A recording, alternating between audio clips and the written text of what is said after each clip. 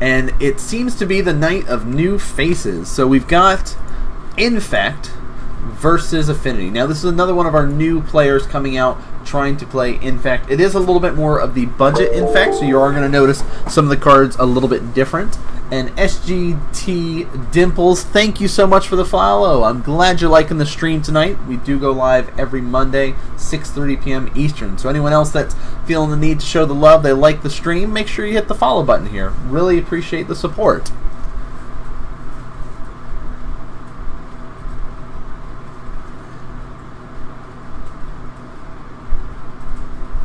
That's true. I think he only has runs one basic mountain in his list, though. So Lyle's talking about that Matt could have had outs, that he could have cracked the fetch land to bolt before untapping if he has a mountain, then activate to search in the upkeep to try to find that bolt. I also don't know how many bolts that Matt is running. I would assume he's probably up there at 4 bolts, but could be wrong. He could be running some crazy number and only has like 2 or something.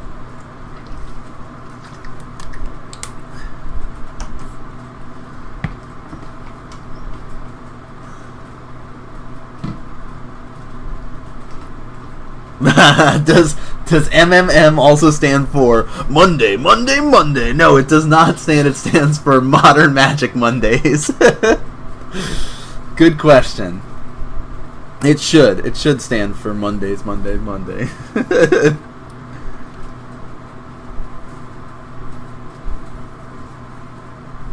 TJ, as much as he rotates around from the list, he is our resident Affinity player at the shop. He has the most experience piloting the deck. He knows it in and out. He often rotates through, and adjust it. He's been on Grixis Death Shadow for quite a while. He tries to rotate every now and again. He doesn't like the amount of hate that runs around our shop. For whatever reason, a lot of the players at our shop don't adjust their sideboards as much as they should. Oftentimes they keep it what it is, and they don't adjust based on how things change up. So red Affinity or blue Affinity. It is more of the red Affinity, I guess, if you had to classify it. In the sense that it is running Galv Blast and stuff like that. It is not running the draw spells, Thoughtcast, but it is running Master of Ethereums and things like that. So, but it's not the just sort of the older school blue style that some players like to run. But so again, it is a little bit more of a budget version of Infect, and I know that after this round, TJ and I sat down with the player and talked to him about his list and ways to improve it and maybe change it and tweak it and adjust it if he is playing the budget, and that's fine. And yeah, so SGT talking about Modern is almost impossible to side for across the format. Yeah, you can't really sit there and say, I have 15 cards to work with. These are clearly going to work for every single matchup. No, you're going to have dead cards in your sideboard for particular matchups. You just have to adjust your deck to be able to do better against some of your worst matchups, right? You also have to have a couple of pieces to deal with some of the popular decks in there. So that's kind of a slow start, just dropping down 2 cards, but able to kind of say, hey, I'm on Affinity, right? You see this, it's kind of giving a good indication. And that's a pretty nice start here. All right, you're throwing down some robots like this is looking pretty good.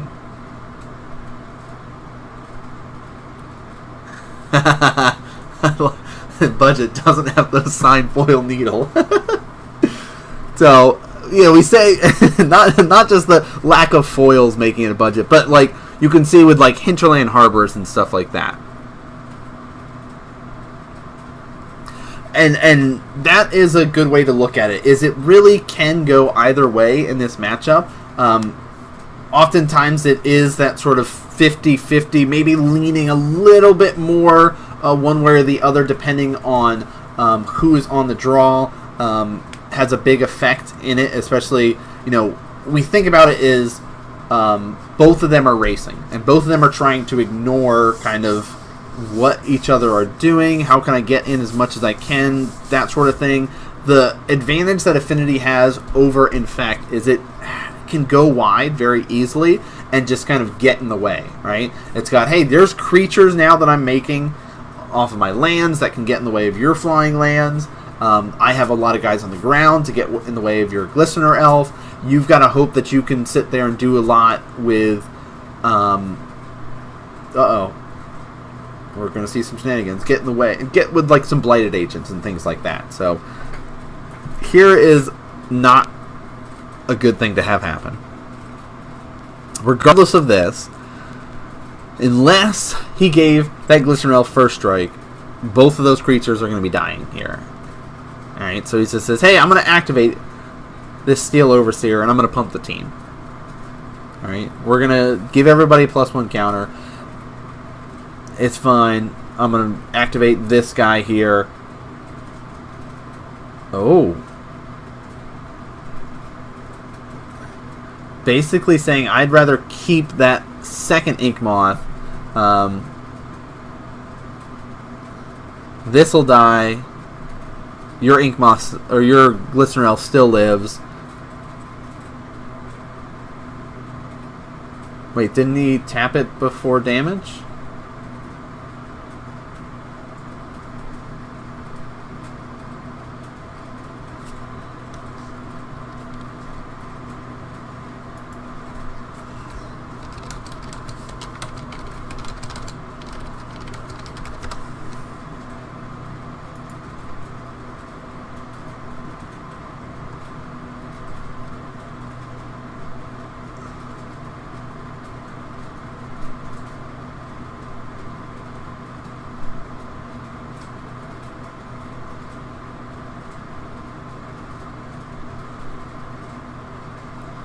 Yeah, so still going to deal damage and everything. That's why they do this whole trade-off, because the Ink Moth puts the poison counters on the Glistener Elf, so it's still going to die at the end of combat because they're -1, right? Oh, that buff that you put on it with Mutagenic is going to go away.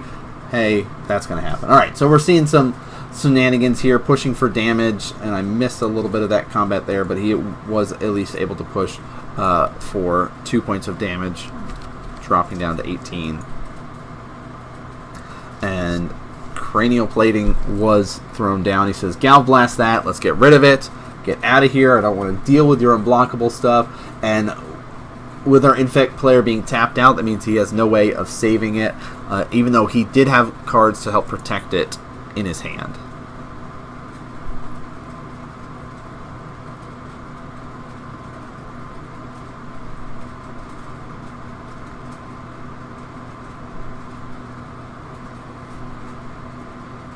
And it says, look at this Cranial Plating making my dude super big. And TJ's going to take game 1.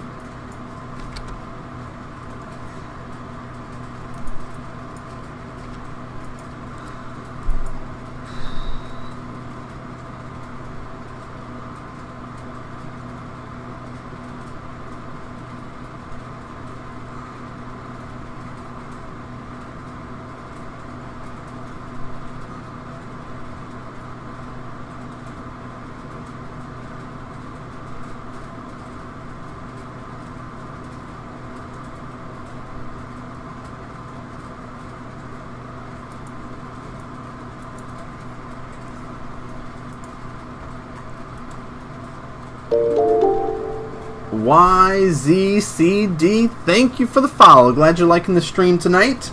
And we've got a lot of rounds of coverage.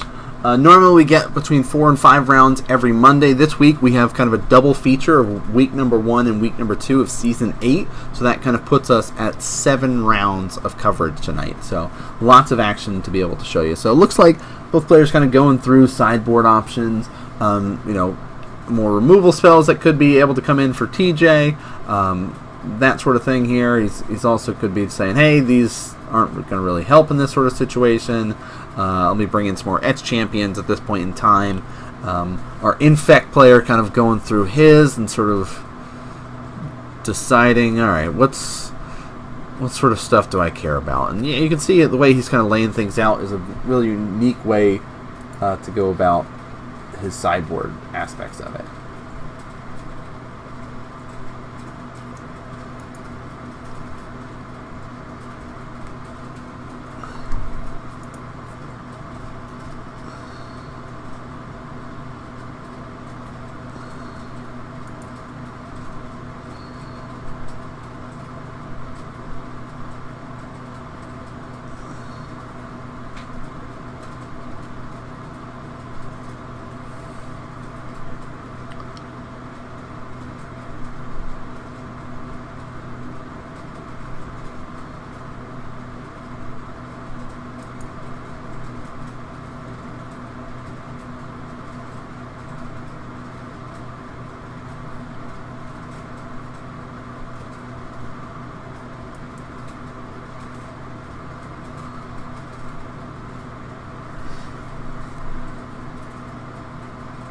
Oh, you can see him de-sleeving to make room for those anti-artifact cards, right? Those Nature's Claims and stuff like that coming out here, and that's showing that just, hey, I'm low on sleeves for it. Again, he's a newer player, so that's okay. Now he's just going to go through and shuffle up and be kind of ready to go.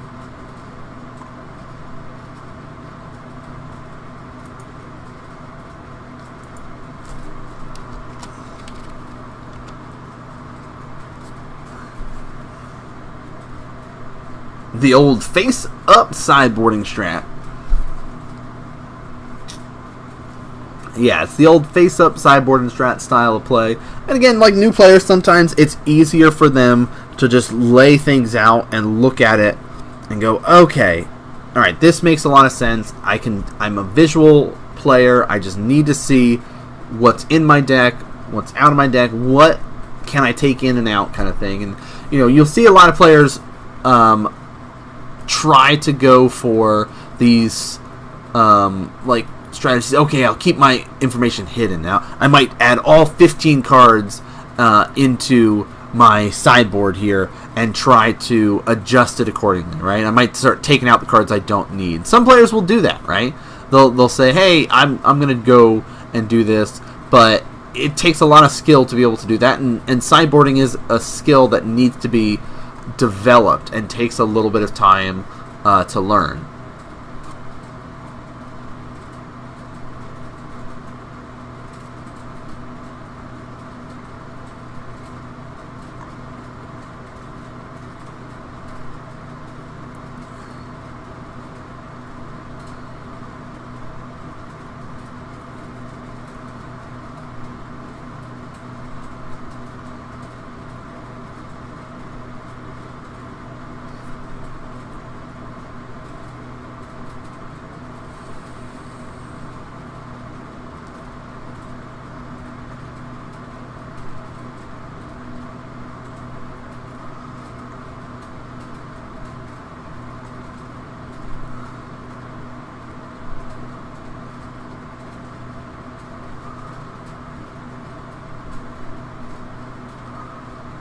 Alright, players getting ready to go.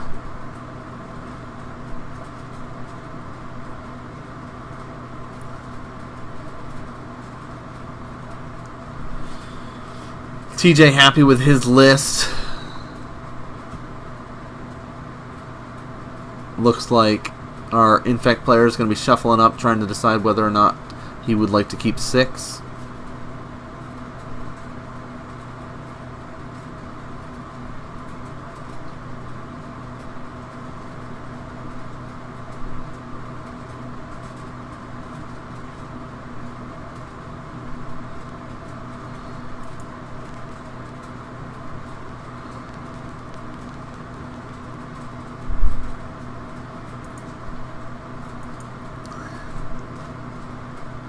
Oh, I love that. You could almost say Magic is infectious for them.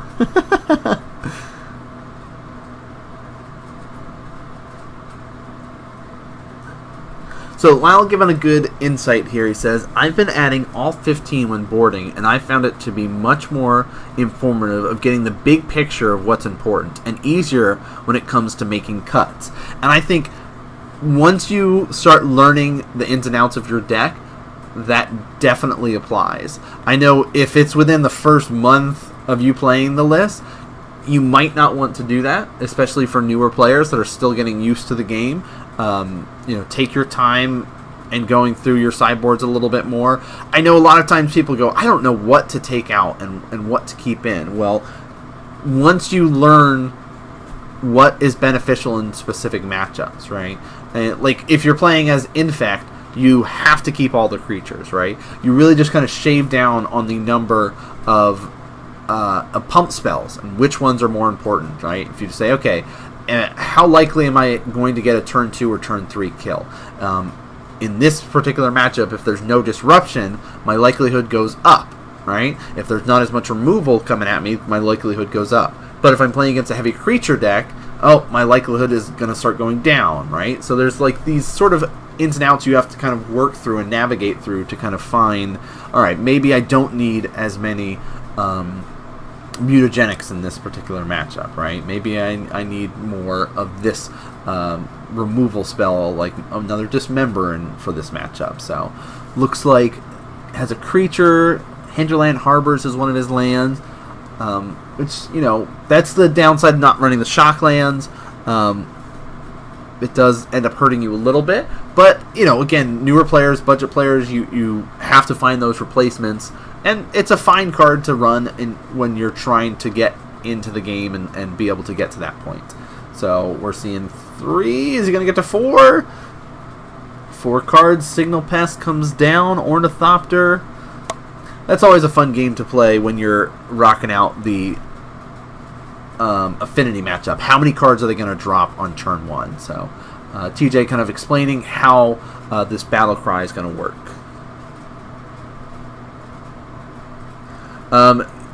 You were at the beginning. Our round numbers are a little bit messed up. You played against Kyle at the beginning of the stream, but our numbers are adjusted based on it being kind of our longer rounds. Plus, there was an issue with your guys' match, so we missed out on that one. So that's why our numbers are all messed up, sadly. But I heard it was a pretty good match. You are later in the tournament, though, Lyle, because you were on camera in week 2. Can't support tapping cards in different directions, TJ. So we do see that battle cry going to come across and be able to deal that 1 point of damage here. And he says, hey, I'm going to be able to strip away your Steel Overseer because that got out of hand really quickly last game. And he says, I'll throw down one of my Infect creatures. Chalice of the Void on 1. Rude dude alert, TJ. Basically saying, hey, I know your deck is just full of stuff that costs 1. Alright, I played Infect before, so I'm just going to counter anything that you're going to try to do. And hope that you don't kill me with a Become Immense or something like that. So, he's got Blighted Agent available. He's got Become Immense. I don't think he was running Apostle's Blessing at this point in time. I think that was one of the things that we discussed after the match when TJ and I broke down this Infect players list and went over it.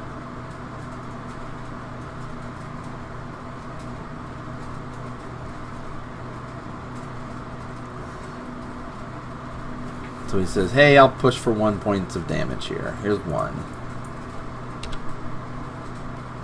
So mutagenic growth still costs 1. Even though you're paying the Phyrexian mana, that you can pay the Phyrexian mana, it's still converted mana cost of 1.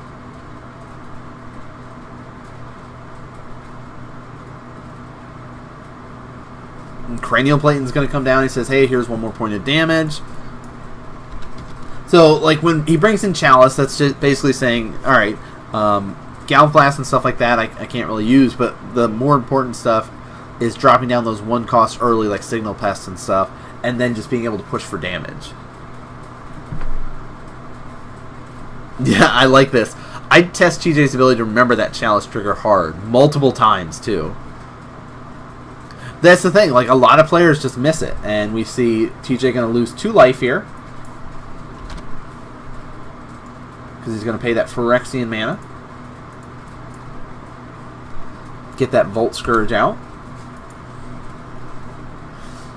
And then we're going to be seeing equip onto the Signal Pest.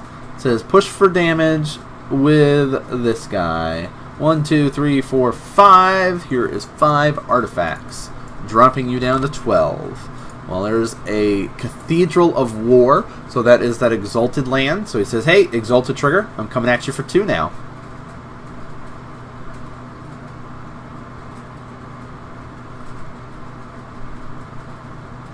So Chalice of the Void is a good reason why I've started to run other artifact hate in my list. Seal of Primordium, things like that.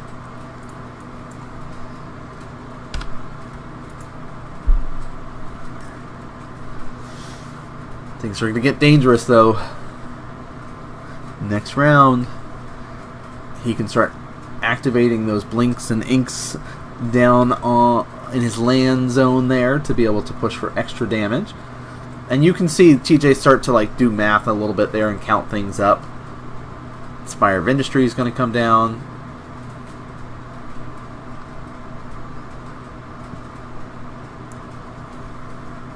Oh, yikes. Arcbound Ravager here. Activate, or sorry, re-equip to this guy. Signal Pest going to come across, push for damage. So he's going to say, I have 1, 2, 3, 4, 5, 6 artifacts here, plus that extra damage would be 7 and 8. Puts our Infect player down to 4 life. Pendelhaven does come out, so he says, hey, here's Pendelhaven, giving him +1, +2, and of course that Cathedral of War, giving him +1, +1, but TJ immediately jumps in the way and says, yeah, that's fine, this will die. Unless, you know, you got something crazy.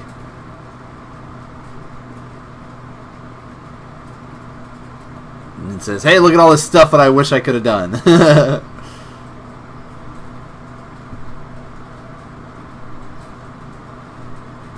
So TJ takes it 2-0 here. Again, it's tough. You know, we went through and talked with the Infect player after it and kind of went through his list, discussed sort of the cards that he was using, why he ran the things that he did, what maybe would have been better choices to be able to run. He doesn't have any nobles in his list. We talked about, hey, you can always run birds for a little bit, and that could be your placeholder until you get nobles.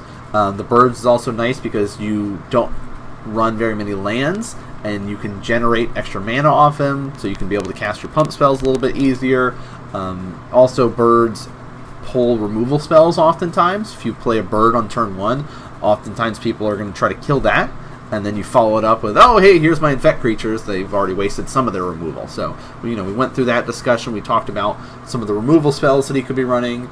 I believe he has Dryad Arbor in his list. It might be sideboard. I think that we talked to him about it, but he doesn't have fetch lands.